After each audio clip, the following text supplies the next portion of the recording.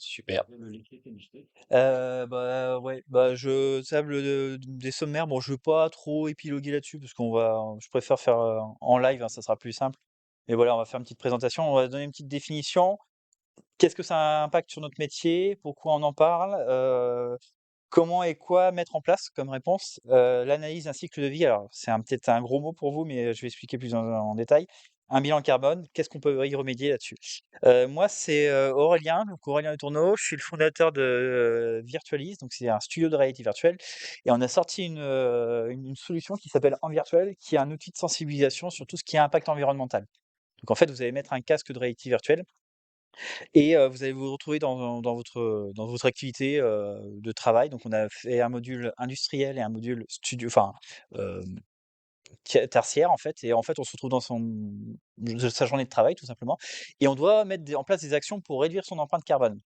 Et en fait, à la fin de la simulation, on se retrouve projeté en 2050 et en fonction des résultats, vous allez voir ce qui va être modifié directement dans votre environnement. Donc, par exemple, si vous avez mis en place pas mal d'actions sur la gestion des déchets, et ben, ça va pas être un vieux dépotoir de décharge en fait, mais ça va être plutôt une écocyclerie. Donc, on a vraiment gamifié l'expérience pour sensibiliser et vous montrer que chaque petit geste compte en fait là-dessus.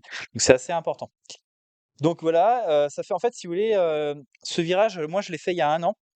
Tout simplement, j'ai fait une fresque du climat. Il y en a qui ont fait des fresques du climat ici? Ah, vous allez voir, c'est génial. Faites une fresque du climat. Vous allez avoir envie de vous suicider, c'est, incroyable. Et n'empêche qu'il y a 1 an, j'ai fait une fresque du climat, donc le bilan, bon, il est sans appel, hein, il est merdique, hein, mais ce qui est intéressant, c'est qu'on voit les causes et conséquences. Par contre, on voit pas comment y remédier. Et c'est là que je me suis dit: «Tiens, bah, en fait, moi, je fais de la XR, j'aime ce métier, j'aime ce secteur d'activité, il y a plein de choses à faire et en fait, on est capable de faire, la réalité virtuelle, on prend une personne et on la met dans une expérience, dans une simulation en réalité virtuelle. D'accord? Dans une simulation virtuelle. Donc, après il va pouvoir interagir et échanger là-dessus. Et en fait, bah, en me disant ça, je me suis dit: «Bah, on sait faire du gaming, on sait simplifier l'expérience et on sait, créer des simulations». Donc à partir de là, bah, on peut faire des simulations pour pas mal de cas de sujets, des sujets qui peuvent être complexes. Si je vous parle par exemple du permafrost, pas tous à la fois s'il vous plaît, calmez-vous. OK, bah, le permafrost, en fait, c'est une glace qui contient pas mal de microbes, c'est une neige éternelle qui a été compactée, sauf qu'avec la décongélation enfin le réchauffement climatique, cette, neige fond et on se retrouve avec des virus, en fait, qui émanent, il y a 1 million d'années. Donc on se retrouve, enfin, c'est un petit peu emblématique, plus d'autres sujets, mais en tout cas, c'est des choses qui sont faites. Sauf que pour comprendre comment ça fonctionne ça, c'est un peu compliqué et c'est là où je me dis que la XR, elle a vraiment un sujet à aborder là-dessus. Il y a vraiment une chose à faire. Mais avant d'aborder ce sujet, faut déjà qu'on se regarde en face dans un miroir et qu'on se dise: «Qu'est-ce qui va pas?» Et là, il y a beaucoup de choses qui vont pas très bien. Mais on va regarder ça en détail. Je vous présente, ce binôme de choc, Alex d'Autortech, qui m'a invité, et qu'on a travaillé ensemble. C'est un grand plaisir de travailler ensemble, sur le sujet. Juste pour donner une petite définition déjà, quand on parle d'impact écologique des technologies immersives, pour donner une définition, bah, j'ai essayé de transformer un truc que je voulais dire, mais en gros, c'est la somme des actions qui interfèrent et impactent l'environnement. Celle-ci est mise en place pour permettre la production et la réalisation d'un projet dans le domaine de la XR. Elle comprend tout le processus de réalisation d'un projet, ainsi que l'ensemble des actions qui contribuent par effet de ricochet. En gros, pour simplifier, c'est dès qu'on commence un projet en réalité virtuelle, on va générer de l'impact on va polluer, très clairement, pour être très simple.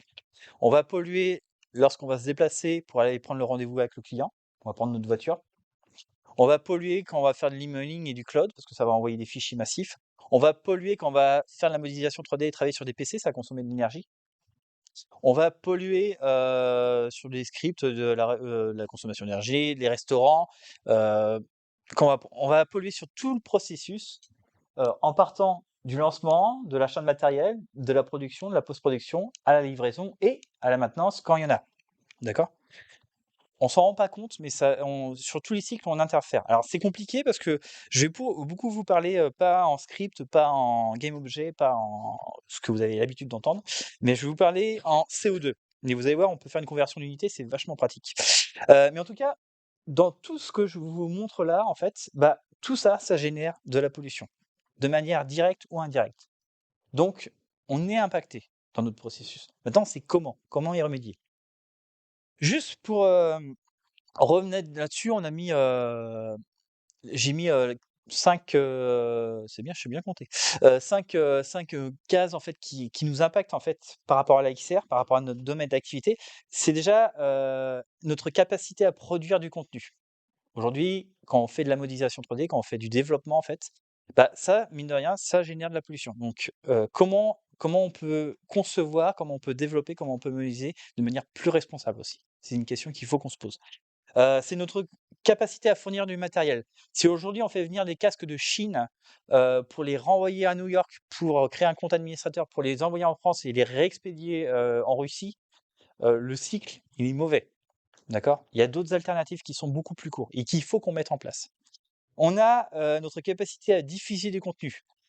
Aujourd'hui, on stocke sur des data centers, donc c'est très bien, mais, combien ça consomme un data center? Quel coût énergétique ça consomme, d'accord? Est-ce que vous savez qu'une requête Google, ça équivaut à une consommation d'une lumière qui est allumée toute la journée, en termes de puissance de calcul, en termes de consommation énergétique? Donc à partir de là, on a envie de se dire: «Bon, bah, je vais éteindre mon PC, fin de journée, c'était sympa, j'arrête de produire». Mais en fait, on peut pas vivre sans produire. Donc maintenant, c'est comment on réfléchit ça? C'est en fait surtout se prendre conscience que, heu, à mon niveau, en fait, je produis et c'est comment je peux réduire cet impact environnemental. Je vais montrer qu'il y a aussi des enjeux qui sont là-dessus derrière, qu'on va pas avoir le choix de faire ce virage-là. Donc c'est comment on met ça en place. Heu, la quatrième, qui est la plus importante, c'est notre dépendance à l'utilisation de la XR. Aujourd'hui, en fait, on a, cette dépendance à utiliser des casques de réalité virtuelle. C'est un marché qui est, en pleine innovation, qui est en pleine évolution, qui change constamment. Donc on a une dépendance. Aujourd'hui, on peut faire de la réalité virtuelle sans casque, mais le marché global fonctionne avec ces casques et on est obligé de suivre la tendance du marché et c'est comment on peut revenir, comment on peut faire des alternatives là-dessus. Après, on a notre capacité à innover, à évoluer, développer des nouveaux contenus, des nouvelles technologies en fait qui viennent là-dessus, de manière, responsable. Je vais donner un exemple, de scénario catastrophe tout con. C'est la fin de métaux rares en fait de métaux, alors du silicium, enfin je sais pas trop, je suis pas un spécialiste là-dessus, mais, j'ai pas tous les noms, de mon tableau, périodique, excusez-moi. Mais, un fan de matériaux qui n'existe plus, imaginons, dans un composant de casque. Bon, bah, qu'est-ce qui se passe? Forcément, les derniers casques qui sortent, ils vont monter en prix parce que ça va être extrêmement rare de les avoir. On va avoir une rupture de stock et d'approvisionnement. On va avoir une frénésie d'achat parce que forcément, c'est les derniers casques et qu'il faut être le dernier à avoir le dernier matériel. Une fin de fabrication, sauf que bah, les fabricants de casques aujourd'hui, s'ils arrêtent de fabriquer les casques, ils vont pas, tout ce qui est SDK, SAV, tout ça, bah, ils vont pas assurer ça, forcément. Donc on a une fermeture du store, on a une coupure du SAV, des SDK qui sont HS, et on a une mise en déchet de l'ensemble des casques, parce qu'on a un casque qui n'est finalement plus utilisable. Je vous ai mis ces trois casques-là, l'Oculus Go, l'Oculus Rift et l'Oculus Quest, pas le 2, le 1. À votre avis, combien d'années séparent ces trois casques?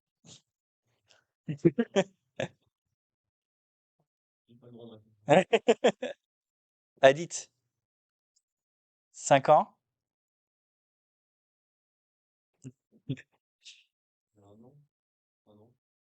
Un petit peu plus.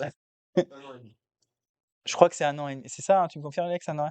Ouais, ouais, deux max, mais quasiment un an et demi. Alors, ce qui est marrant, c'est le Oculus Go, un casque mince, qui est super bien.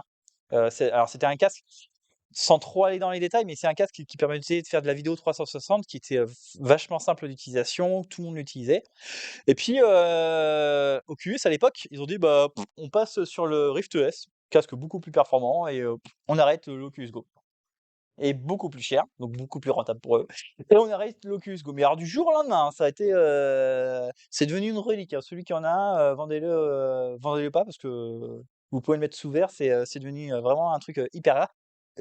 J'en parlais à Alex, mais j'en ai encore vu des Oculus Go, sur des salons comme le Laval Virtuel, qui est un salon qui regroupe tout ce qui est technologie immersive, et quand on le voit, on se dit: «Waouh!» Waouh, c'est la relique, quoi, on est fiers de l'avoir. Mais en fait, c'est marrant parce qu'ils sont passés très vite de l'Oculus Go à un Rift ES. Alors, le Rift ES, c'était un casque qui était branché sur PC et en fait, bah, l'utilisation n'est pas du tout la même parce que là, en fait, c'est un casque que vous mettez, vous le lancez et puis hop, vous mettez une petite carte, enfin, c'était un branchement USB, il me semble, à l'époque, ou une carte SD et tu branchais et tu mettais tes vidéos et hop, c'était parti. Là, faut brancher un PC, faut ramener des câbles, c'est un peu le bordel. Donc en fait, la transition entre les 2, bah, ça l'a pas fait. Donc en fait, ils se sont dit: «Bah, tiens, on repasse sur le Quest, on ressort le Quest» et maintenant on a sorti le Quest 2, enfin même le Quest 3. Pareil et du coup, ce qui est assez marrant, bon alors le Quest 2, il y a encore ils ont le même socle entre le Quest 2 et le Quest 1, donc ça va.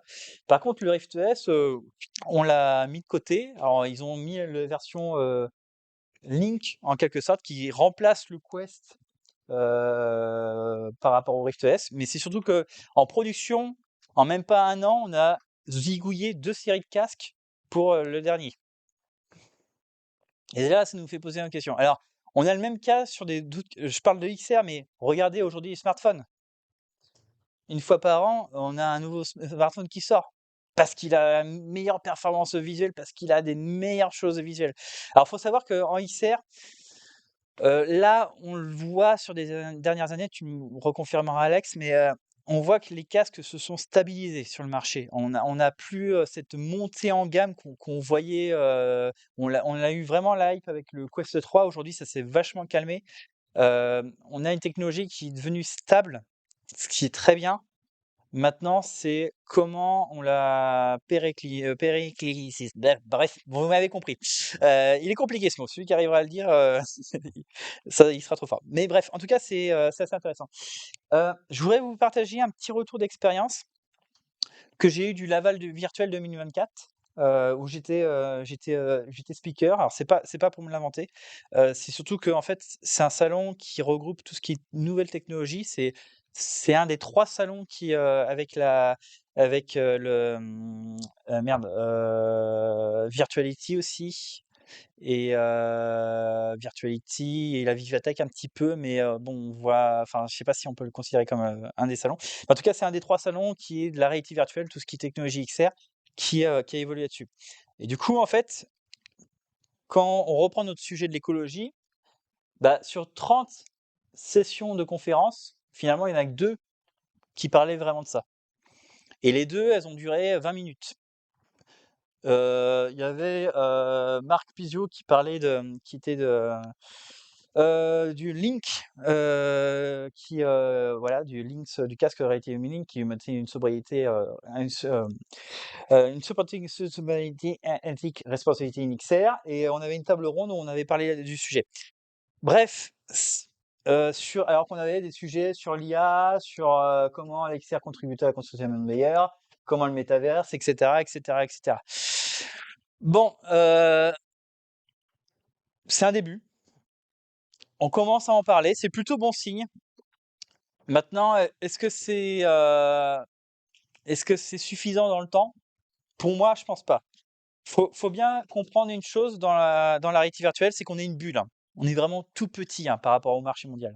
C'est microscopique. Alors on se la vante à chaque fois, on se la pète, mais en fait, si on prend les marchés, des téléphones, si on prend les marchés des PC, la réalité virtuelle, c'est microscopique, hein, c'est, une innovation.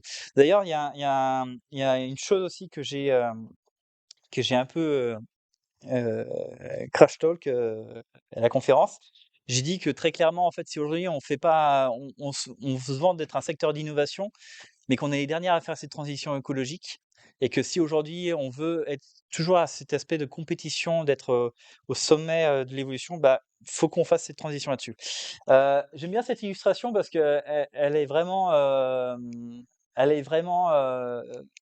parlante en fait. On parle de gens qui sont en train de souffrir un petit peu, enfin voilà, de l'impact environnemental et puis on se dit: «Bah nous, dans notre petite bulle, on est tranquille, c'est bon, on fait de l'IA, on est c'est pas impacté là-dessus». Non, je plaisante, j'utilise aussi de l'IA, mais en tout cas, c'est un sujet qui va venir là-dessus.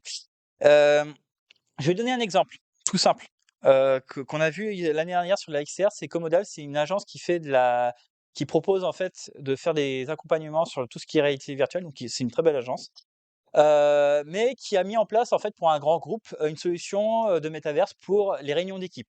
Donc résultat, en fait, ils l'ont présenté, ils ont réussi à réduire 300 vols par an pour l'entreprise. C'est super, ça fait une grosse économie d'argent. Par contre, en fait, la question qui se pose aujourd'hui, c'est quel est le coût que représente cette technologie de métaverse? On parle de data centers qui sont allumés 24/24 pour 1 heure d'utilisation par mois et ça, on n'a pas les données, je suis pas tout à fait d'accord. On peut avoir les données, faut les chercher bien loin, mais on peut les trouver aujourd'hui et c'est une vraie question, en fait, à se poser, en fait, aujourd'hui. C'est pas forcément: «Ouais, OK, je t'ai fait économiser de l'argent. Maintenant, si je te prends une solution qui est 3 fois plus polluante, en fait, que finalement, la solution de base, est-ce que c'est rentable?» Et ça, c'est un sujet, en fait, que je le vois avec les industriels qui sont en train de passer, justement sur on leur impose, en fait, aujourd'hui faire une réduction d'impact environnemental et c'est drastique ce qu'on leur demande et par effet de ricochet, en fait, de manière indirecte, on va nous demander aussi de réduire notre empreinte carbone. Donc c'est comment la XR peut répondre à ça? Et ça, c'est une vraie question. Et je sais pas si aujourd'hui, dans ce cas d'usage, on peut dire que c'est une réduction d'impact environnemental, enfin d'impact carbone. Je vais donner un autre exemple. Il y a, Vrai Studio, enfin VRAI Studio, je sais pas comment, Kevin il dit ça, qui a sorti une solution de sensibilisation sur les déchets en VR. Super! Donc, voilà. Donc 2 ans après, il y a 3D Création, je crois qu'en plus ils sont pas très loin d'ici, qui propose, une solution, sur la sensibilisation des déchets en réalité mixte.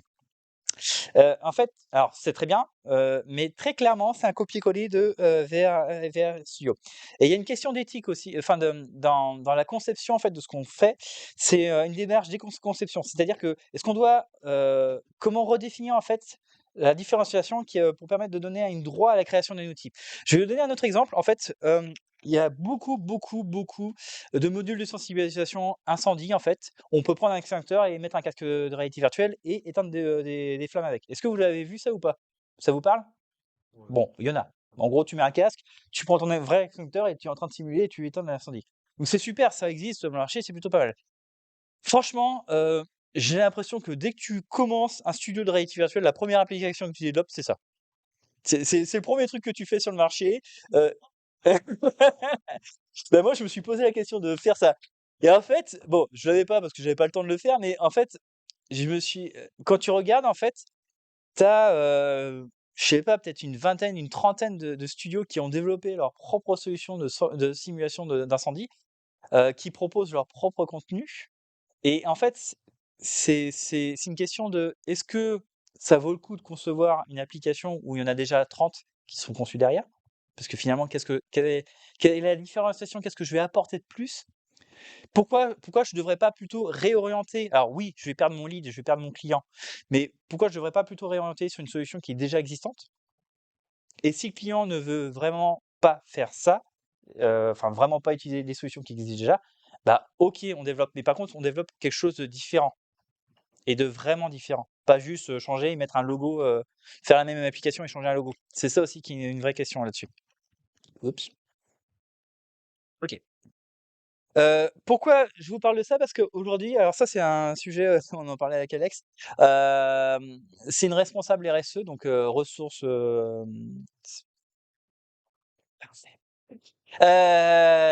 qui a été voir justement bah, je vous mets le post. Je vais pas relire ce qu'elle dit parce que, voilà. Mais en tout cas, elle venait pour 2 choses, voir si les technologies immersives pouvaient répondre, en fait, justement à la réduction d'impact environnemental et comment. On pourra vous mettre ça et en fait, elle était vraiment mitigée dans ces et c'est marrant parce qu'il y a je crois que c'est le premier post LinkedIn où je voyais, il y avait autant de commentaires. On était rendu à peu près une trentaine, hein. Franchement, on se répondait, on se disait: «Ouais, mais il y a un tel qui fait ça, il y a un tel qui fait truc», et en fait, il y a vraiment des échanges, ce que j'ai gardé vraiment, heu, c'est, heu, c'est, heu, c'est cette réponse-là, «Je suis conscient que cet outil peut servir à la cause de notre transition, mais n'oublions jamais que le virtuel est bel et bien, matériel et que son déploiement, vient inévitablement entraîner une augmentation, des terminaux, des utilisateurs, de l'infrastructure du réseau. Donc on nous attend en fait là-dessus. On nous attend vraiment là-dessus et aujourd'hui, on est peut-être les derniers à partir à la course. On n'est même plus la tortue, et le dans le la tortue et le lièvre. On est l'espèce d'escargot ou le petit caillou qui est, sur la borne, de départ, quoi. On est vraiment hors sujet. Mais en tout cas, c'est un truc, enfin voilà, qui est intéressant. Donc la question qu'on se pose, c'est que il y a eu, alors, je vais parler de pas mal de sujets. Il y a eu une étude qui a été faite par le CERPI, c'est un centre de recherche qui a publié une thèse en fait sur l'AXR à horizon 2030, donc dans 6 ans, hein, très clairement. Qu'est-ce qu'on va aller vers le mieux ou vers le pire? Donc soit vers un avenir radieux, soit vers un avenir à la Ready Player One. La question c'est qu'est-ce qu'on veut choisir? Je vais vous mettre un petit extrait. Tu as le dessin animé? Merci. Et en fait, bah, je l'ai revu il y a pas longtemps avec ma fille. Et alors désolé pour la qualité, je l'ai pas trouvé en j'avais pas de compte Netflix malheureusement ou de Disney+. Mais j'ai trouvé l'extrait qu'il me voulait et en fait, c'est ce côté, discussion, on le voit de plus en plus. Alors je vais pas cracher sur l'IA, hein, parce que je pense qu'il y a vraiment des bons cas d'usage à faire là-dessus. Mais on voit de plus en plus d'IA qui vous propose d'automatiser les tâches, de faire tout à votre place. J'ai même vu une IA aujourd'hui qui est capable de développer des jeux vidéo. Alors, pas les derniers jeux, mais un Pong, par exemple. Vous mettez un Pong, vous lui demandez vous faites un prompt, vous dites change-moi ça, et elle est capable de faire ça. Et finalement, c'est cette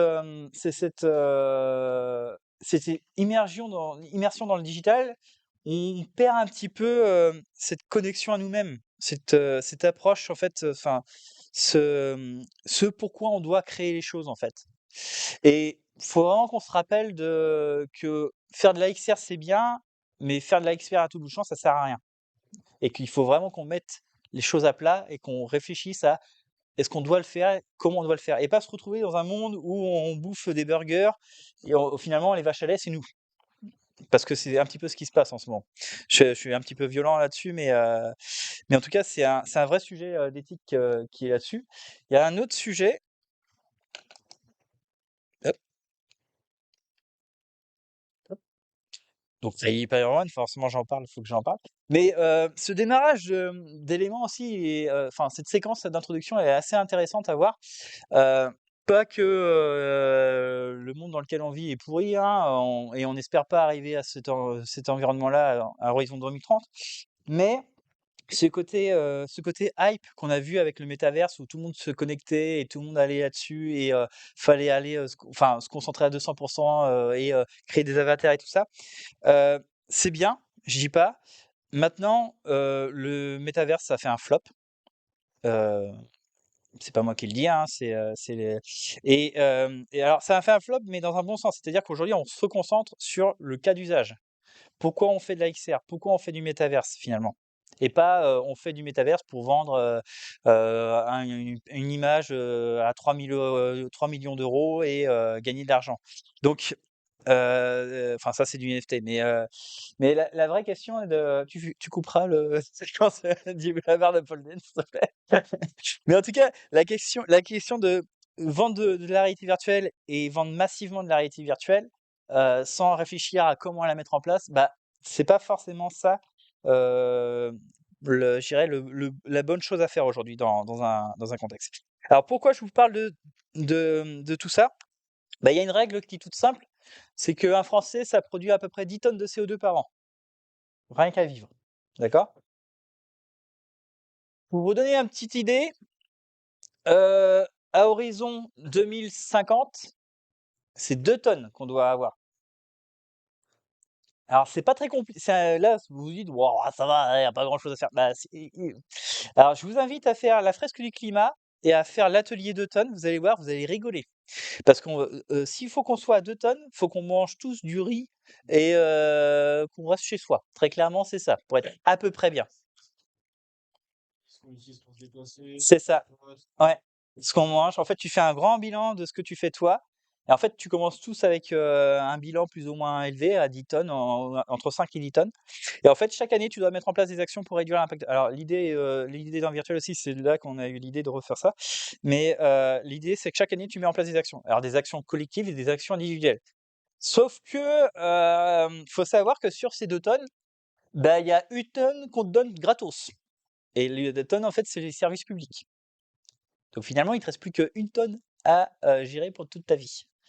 Donc il faudrait que vous divisiez par 10 votre consommation actuelle. Ouais, un peu compliqué là. Ça va être un peu compliqué. Donc quand faut qu'on dit, nous devons faire des efforts pour ensemble. Donc, de plus, 2030, sanction, des amendes. Donc, effectivement, en 2030, il va y avoir des grosses sanctions. C'est imaginer que si chaque personne devait payer 100 € par kilo et pas par tonne, de CO2 par an, bah, c'est un petit peu ce qui risque de se passer d'ici à horizon 2050. Donc faut qu'on change, très clairement. Faut qu'on change et faut qu'on change dans la XR. Alors c'est ce que je parlais en fait, il y a 2 lois qui se sont déjà mis en place, à horizon 2025, le CSRD et la loi REEN en fait, qui obligent alors chacune a une fonction particulière. Le CSRD, c'est pour tout ce qui est entreprise de plus de 250 salariés, d'accord? Et elles doivent donc très clairement des industriels et elles doivent en fait aujourd'hui faire ce qu'on appelle une triple comptabilité. Alors c'est faire une comptabilité de en gros, on est performant au niveau chiffre d'affaires, on est performant au niveau, ressources humaines, on est performant au niveau impact environnemental et tout ça, il faut qu'ils descendent là-dessus et ils sont attendus au virage. Là, je peux les sanctions arrivent, j'en ai deux trois clients qui sont là-dessus, et alors, par effet de ricochet, ils m'ont dit: «Bah, toi, tu fais quoi, du coup, pour, être un peu plus écologique?» Et c'est cette question-là aussi qui m'a poussé à changer un petit peu tout mon modèle économique, en fait. Donc on a fait pas mal de choses. Donc maintenant, on va parler un petit peu des leviers d'action. Qu'est-ce qu'on doit mettre en place? Donc effectivement, sensibiliser les décideurs, nommer un responsable RSE, faire son bilan carbone, alors personnel qu'on peut faire, mais aussi au niveau de l'entreprise. Un truc tout con, c'est que nous, aujourd'hui, en fait, quand on développe une application, on fournit un bilan carbone de l'application. Le client, il sait exactement, par exemple là, une visite virtuelle, j'en ai pour à peu près tac, tac, tac, 400 kilos de CO2 à fournir. Entre les réunions de déplacement, entre, la prise de vue, la captation, le traitement des images, tout ça. Tout ça, ça fait 400 kilos de CO2. Donc le client est capable de savoir le bilan carbone qu'il va faire pour la production. Et ça change vachement la donne parce que, bah, en fait, il y a pas beaucoup de studios qui sont capables de faire ça, et j'espère qu'aujourd'hui, on va tous y passer parce qu'il va falloir qu'on mette ça en place, mais en tout cas, c'est intéressant. Donc en tout cas, faire son bilan carbone, mettre en place des actions. Alors moi, très clairement, mon bilan carbone, c'est, mes déplacements personnels, donc c'est comment je réduis ça. Donc, très clairement, la voiture. Donc on va chercher un modèle économique, mais je suis pas pour les voitures électriques, donc c'est un petit peu compliqué. Mais en tout cas, voilà, il y a une chose qui est une chose. On a aussi, mis en place des ateliers, en fait, d'éco-conception. Donc c'est par exemple, là, on voit les derniers jeux vidéo où, si on est en dessous de, par exemple, 90 frames, c'est horrible, ça lag, c'est mort, et on a perdu le kill. C'est tellement dommage. Bah oui, mais en fait, dans l'éco-conception, finalement, faut que l'expérience elle soit fluide, mais pas performante en fait finalement. On cherche pas à avoir 120 frames, 90 frames par seconde, c'est très suffisant pour mettre ça en place. Donc remonter les idées, donc là en fait on travaille pareil, une expérience en réalité virtuelle. La première chose que j'ai avec mes clients, c'est oh putain, je veux que ça soit comme le dernier film de Steven Spielberg. Bah en fait non, non, une expérience en réalité virtuelle pour qu'elle soit fluide, faut qu'elle soit. On peut avoir un graphisme à la Minecraft, un Minecraft pardon, et que l'expérience utilisateur soit formidable. Et ça c'est, alors j'ai beaucoup du mal avec le client parce que lui il veut un truc très beau. Moi je lui dis je veux un truc, je vais te donner un truc très fonctionnel. Mais en tout cas, c'est cette réflexion-là qu'on travaille là-dessus et c'est montrer que, bah, en fait, ce qui est important, c'est le contenu et pas le contenant. Donc voilà. Heu, Ça, c'est le CERPI qui a fait ce bilan, carbone, donc enfin ce bilan, cette projection, en fait. En fait, il propose aujourd'hui 3 scénarios. Le scénario maximaliste, industriel, tendanciel, sobriété et renonciation. Bon, finalement, en fait, il y en a que 3 qui sont à retenir. Parce que le scénario renoncement, il va venir par effet de ricochet. Le scénario maximaliste, en fait, c'est en gros, bah, les GAFAM, ils gardent le pouvoir, très clairement. Aujourd'hui, ils imposent leur casque et on suit ce qu'ils ont à dire et on ferme notre gueule. Enfin, faire des petits cuts aussi, parce que je dis quand même beaucoup de gros mots. Donc voilà, donc c'est garde et on dépasse largement les limites planétaires. Ce qui fait que par effet de ricochet, bah, il y a un moment quand les limites planétaires arriveront, on arrivera à un scénario de renoncement. Donc une conjonction de crise, un environnement économique et social, géopolitique dont les premiers symptômes ont été, adressés et provoque un effondrement généralisé, le marché de la XR, périclite et on disparaît à horizon 2030, dans 6 ans. Ouais, ça fait un peu réfléchir. Enfin, je pense pas qu'on verra les premiers symptômes, surtout en horizon 2030. Après, il y a scénario industriel et tendanciel et sobriété, où là, bon, bah, on va commencer à réfléchir là-dessus. On va réfléchir à différents process, à comment mettre en place des choses, à comment éco-concevoir, à comment réduire en fait notre impact environnemental et tout ça. Donc voilà. Je vais vous mettre des tableaux. Je vous rassure, on va pas faire des maths. On va juste lire cette ligne-là, impact carbone environnemental de la XR. Donc on reprend le petit tableau qu'on a vu là. On avait les 10 tonnes par personne qu'on doit réduire à 2 tonnes. Et finalement, quand on regarde le scénario, alors on se dit, bon, bah, ça va, 58 kilos par CO2 par utilisateur, c'est pas la mort. Ouais, mais en fait, ça représente quand même 28%. Donc c'est pas très bien. Et en fait, le scénario qui serait le plus convenable, finalement, c'est le scénario de recommencement. Vous savez, quand celui où on n'a plus de casque et plus rien n'arrive. Donc c'est vraiment compliqué, en fait. Donc on a vraiment un virage à faire aujourd'hui là-dessus pour aller vers le mieux. Et c'est comment en fait aujourd'hui, voilà, un budget numérique de ah oui, alors c'est ça aussi que je voulais mettre. L'ADEME impose à Objectif 2030 un budget de 210 kilos. Donc quand on a 210 kilos de CO2 par utilisateur par an pour l'ensemble, donc smartphone, PC, tablette, compte Netflix, compte, Amazon pour pas faire, des favoritismes et qu'on se dit que déjà rien qu'un casque ça consomme enfin, un marché XA ça représente 58%, 58 kilos. Ça fait un quart, ça fait quand même beaucoup. Donc comment on réduit ça? Donc c'est une vraie problématique. Donc les recommandations, donc je vais passer un petit peu vite fait cette slide-là parce que bon, bah, ça reprend un peu ce qu'on a fait. C'est prendre conscience, s'informer, accepter, se laisser, toucher émotionnellement par ces enjeux en fait et avancer ensemble. C'est ce que j'expliquais, c'est qu'aujourd'hui, alors c'est très compliqué dans un marché où on pense, capitalisme, chiffre d'affaires, performance, optimisation. On a toujours, moi je suis encore le premier, hein, j'ai encore du mal à changer cette casquette-là, mais je pense toujours performance. Mais dans cette performance, j'essaie de réfléchir aussi conséquences et comment je peux réduire les conséquences. Un truc tout con, alors en plus du bilan carbone, aujourd'hui, moi je propose des casques de seconde main à mon client. Tout simplement. Il faut savoir juste où aller chercher. Mais je lui propose pas du casque neuf, je lui propose du casque de seconde main. Ou réorienter en fait l'utilisation, l'équipement en fonction de ses besoins. Et pas dire bah, je vais mettre le dernier casque Apple tendance. Non, une tablette, ça vous suffit. C'est largement suffisant par rapport à votre besoin. Et une tablette reconditionnée, c'est encore mieux. Donc, et dans un rayon de moins de 40 km. Donc c'est une chose qui est vraiment à mettre en place. Donc, se questionner sur les besoins, les alternatifs, adopter une approche conséquentielle, éco-concevoir, éco-produire, éco-distribuer, réfléchir à la façon de contribuer à travers ces projets, se mobiliser, créer une communauté, ce qui n'existe pas aujourd'hui. Mais c'est pour ça que je suis là.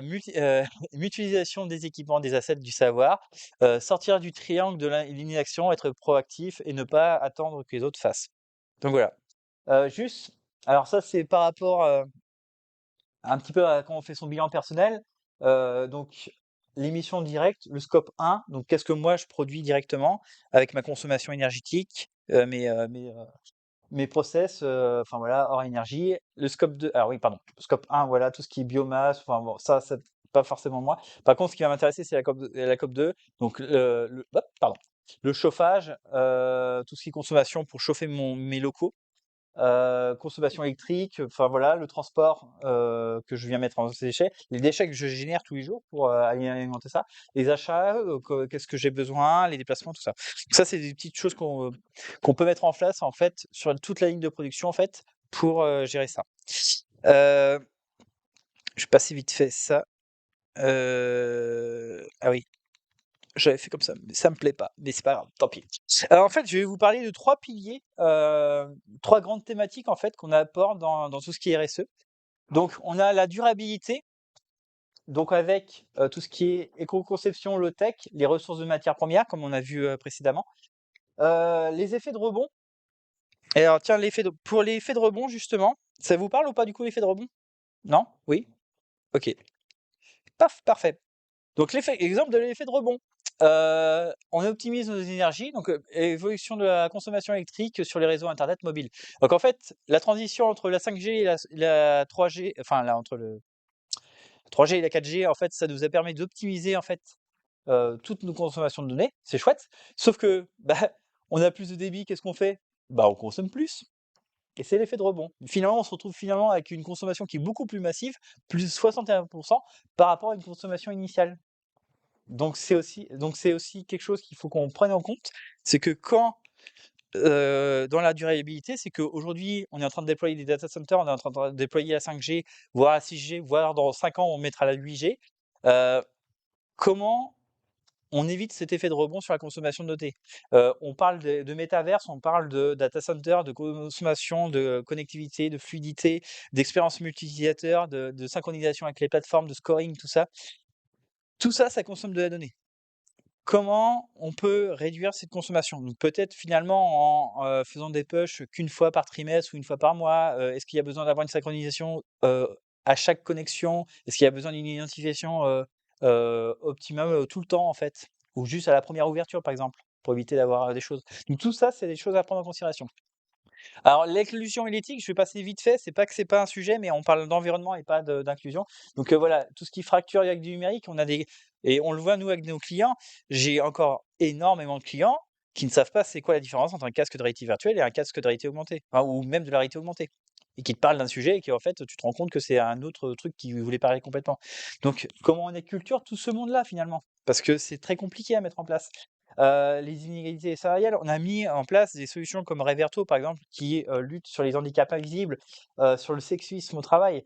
Mais comment on l'intègre aussi dans notre entreprise? Parce qu'on peut très bien faire enfin voilà, mettre une belle étiquette. Si derrière nous en interne on ingère ça, pas ça, c'est pas terrible. Euh, et puis l'éthique aussi, bah voilà, tout ce qui est RGPD.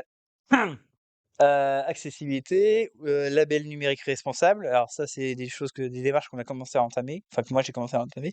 En tout cas, c'est des questions de souveraineté, enfin pas de souveraineté, mais d'éthique, ouais, qu'on doit se poser et réfléchir à mettre en place. Donc voilà. On va passer à un sujet un peu plus intéressant, l'analyse de cycle de vie. Donc analyse de cycle de vie, c'est quoi? En gros, c'est comment ça se passe avec un casque. En gros, on vient extraire des matières premières. Donc, avec la grosse foreuse, on vient extraire 3000 tonnes de terre. On récupère nos petits métaux. On fabrique notre casque. Youpi. On l'expédie made in China jusqu'en France. On le consomme. Souvent, sur du grand public, on le consomme un mois, voire une semaine. Et après, on le fout dans un placard. Et après, on vient valoriser, recycler, composter. Bah ça non, ça marche pas. On fout directement à la fin de vie, poubelle. La question elle se pose, alors c'est ce qu'on appelle aussi, c'est le sac à dos écologique. Par exemple, pour un ordinateur, on sait que pour fabriquer un ordinateur, on parle de 200 kilos d'énergie fossile, donc produits pétroliers, tout ça, 600 kilos de minéraux qui sont utilisés et plusieurs millions de litres d'eau. Sauf qu'aujourd'hui, pour un casque de réalité virtuelle, on n'a pas ces datas. On ne sait pas combien ça consomme. Pourtant, on pourrait se rapprocher d'un casque. Alors, c'est pas tout à fait vrai parce que quand on parle du coup finalement d'un casque, un seul casque de réalité virtuelle, c'est pas seulement un casque de 20 kilos, finalement c'est plusieurs millions de litres d'eau, plusieurs millions de kilos de minéraux, etc., etc. Donc on va vraiment se poser la question. Alors le CERPI toujours a fait une bonne étude là-dessus et on sait que maintenant aujourd'hui un casque de réalité virtuelle, ça consomme à peu près 63 kilos de CO2. 63 kilos et les casques OLED, c'est 90. Donc par rapport à un smartphone, finalement, on n'est pas trop mal. On est à un équivalent smartphone. Non, par produit. C'est un casque, en fait, pour fabriquer un casque, faut non, pour tout le cycle de vie. C'est-à-dire fabrication, extraction des matières premières, on vient le vendre, on le distribue. Hop. Alors vous allez me dire, c'est pas grand-chose finalement. Ouais, vous savez combien on a vendu de casques, par exemple, à la minute, à la seconde dans le monde? Peut-être des millions, peut-être des milliers. Et donc là, finalement, c'est pas 69 kilos, c'est 69 tonnes. Donc tout de suite, c'est autre chose. Et rappelez-vous, si on transformait ces kilos en CO2 par des euros, on multiplie par 100, ça fait un petit peu mal. Bah, c'est ce qui va se passer. Alors, on parlait du casque de l'Apple. À votre avis, il coûte combien en CO2, lui? 120? À qui dit mieux? Vente aux enchères. Allez, allez, on y va. On est pas cher. 128. J'ai une 128 une fois.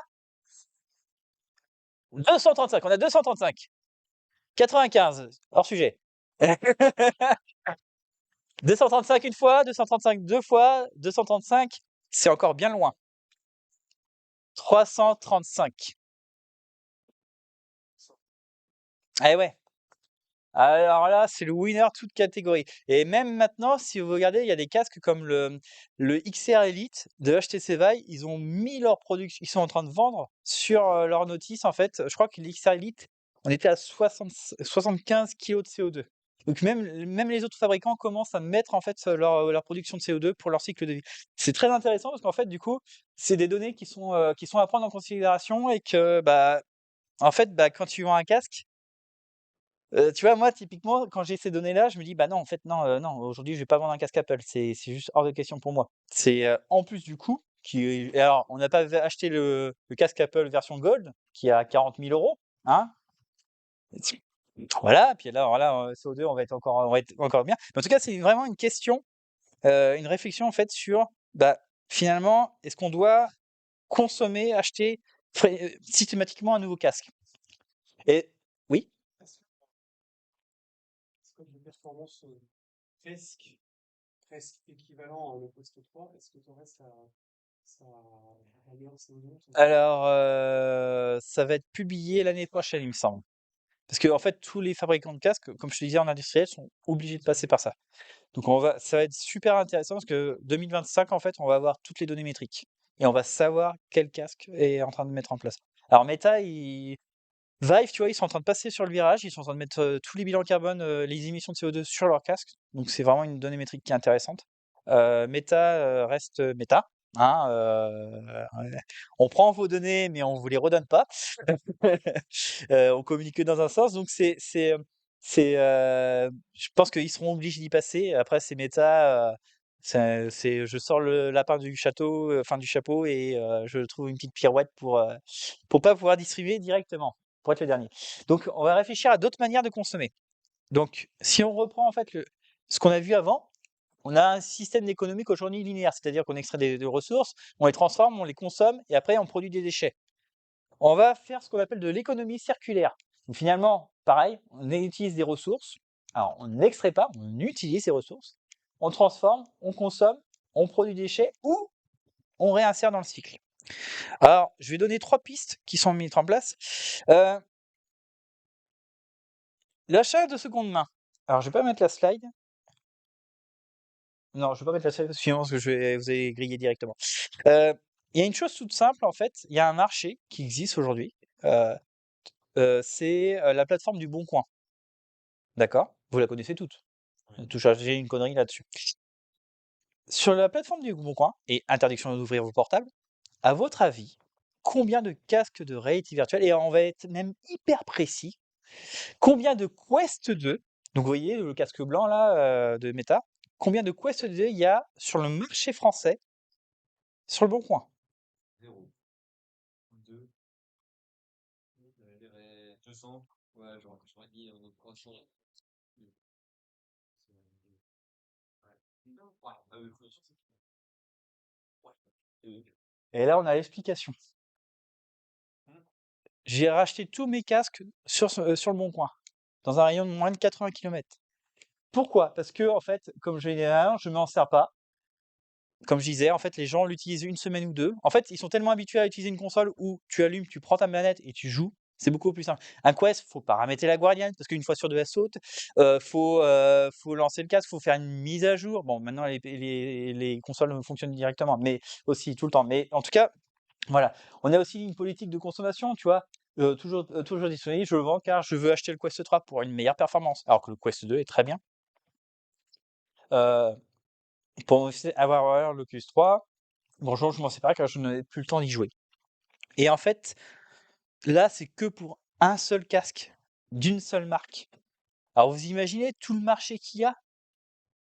Un Quest 3, ça vaut plus de 250 € maintenant. Enfin, c'est 250 € je crois de mémoire. Et on arrive à avoir des casques qui valent 180 € et qui seront utilisés une journée. Le seul défaut que j'ai trouvé sur un casque, c'est un pixel qui était dans l'angle droit mort qu'on n'a pas trouvé. Puis avant de dire que c'est vraiment un défaut usine, c'est très compliqué. Donc déjà, acheter de la seconde main. Et là, il y a largement de quoi faire. Et vous pouvez faire une recherche sur le Quest 3, vous allez en trouver. vous attendez 2 mois après la sortie du nouveau casque, vous allez en trouver systématiquement. Je sais pas, je te laisse Alex me donner les données, mais on est sur toute la France. Tac. Un autre exemple, en fait, c'est le reconditionné, comme on en parlait précédemment. Donc là, on est sur de la seconde main sur la première solution, mais là, on est sur du reconditionné. Je vous donne un exemple, en fait, c'est Okamac, une entreprise qui est près de chez moi, qui fait du reconditionnement d'iPad, d'iPhone, tablette, en fait. Donc eux, 460. C'est déjà pas mal. Ah, ça change tout. Mais en tout cas, voilà, c'est assez intéressant. Bah, après, le casque vient d'arriver. Mais déjà, tu as 400, ou plutôt, tu 460 casques disponibles sur le marché. C'est incroyable. Euh, donc, juste pour revenir sur Okamac, en fait, eux, aujourd'hui, ils reconditionnent les smartphones et ils les revendent sur Back Market. Et c'est devenu la première plateforme française, enfin, la première entreprise française, en fait, à revendre du reconditionné iPhone. Donc, vous avez des iPhones, en fait, plutôt de payer 1000 balles, vous avez un iPhone à 300 $, reconditionner les choses. Le gros problème qu'on a dans les XR aujourd'hui, c'est que on n'a aucune solution. Alors, je vous ai mis une capture d'écran en fait d'un Back Market, d'un casque reconditionné. Mais c'est biaisé parce qu'en fait, si vous voulez, c'est du particulier qui revend sur du back market. Donc il y a pas vraiment une entreprise qui reconditionne les casques et qui propose en fait de les redistribuer, les démonter, les réassembler et réparer ce qui va pas. On est vraiment pas. Et ça, c'est une grosse problématique de notre filière aujourd'hui qui n'existe pas. C'est qu'on n'a pas de solution alternative là-dessus. La fabrication ne n'autorise pas. Aujourd'hui, on a aussi plusieurs freins. Donc, effectivement, un marché encore immature, pas de culturation. En fait, on ne pense pas à vendre du seconde main. Et les fabricants de casques n'autorisent pas de reconditionnement de leur matériel. Exemple, Meta, qui, si tu as le malheur de démonter son casque, va le savoir. Ou pas, mais tu vas être exclu de leur service, quoi. Donc tu pourras plus utiliser leur casque. Et ils veulent surtout pas. Moi, je travaille avec Mad Digital, en fait, qui est un distributeur de casques. Meta, leur politique, c'est à aucun moment de reconditionner leur casque. Et une sécurité, oui. Enfin, garantie, Bah, il y a déjà plus de garantie. Ça a une garantie d'1 an, hein, un casque, hein. les Mac Digital, justement, ils en parlent de reconditionner. Non, il parle pas de reconditionnement. Il parle de tri des déchets et de DEE, destruction, enfin voilà. Mad Digital, en fait, il propose en fait de désassembler le casque, détruire les composants et après de redistribuer les circuits et récupérer les matériaux. C'est pas la même chose que du reconditionnement. Oui, il a réfléchi. Eh bah, enfin, si tu veux, je suis avec Stéphane, mais je pourrais rééchanger, mais oui, effectivement, il y a. Hein? Ouais, que justement, ils reprennent et que ça repart. Il est en train de mettre en place le Ouais, projet. ouais. Bah, oui, ouais, on en parlait justement parce qu'aujourd'hui, enfin, tu vois, il peut pas réintroduire ça bah, tu vois, typiquement un Meta, c'est et aujourd'hui, il ferait ça, ça serait vraiment le premier distributeur, là-dessus à aller là-dessus. Donc voilà. Une autre alternative, un beau je ne dirais pas qui c'est qui a tout ça. Mais j'ai pareil chez moi, j'ai même pire, c'est horrible. Bref, en tout cas, ce qui serait intéressant aussi, c'est de louer nos casques parce qu'on n'utilise pas tous nos casques. Moi, je suis le premier, hein, j'ai 12 casques chez moi, je m'en sers que de 2 finalement ou 3 maximum. Alors pourquoi je pourrais pas les louer et les prêter à d'autres studios, en fait? Pourquoi je pourrais pas les mettre à disposition, à des services? Il y a par exemple InnoVR qui propose en fait quand ils vendent leurs casques ou qu'ils arrivent en fin de vie, ils les donnent à des associations en fait, ou à des écoles pour, former, et acculturer à la VR. Donc c'est des choses en fait qu'on pourrait mettre en place dans notre culture là-dessus.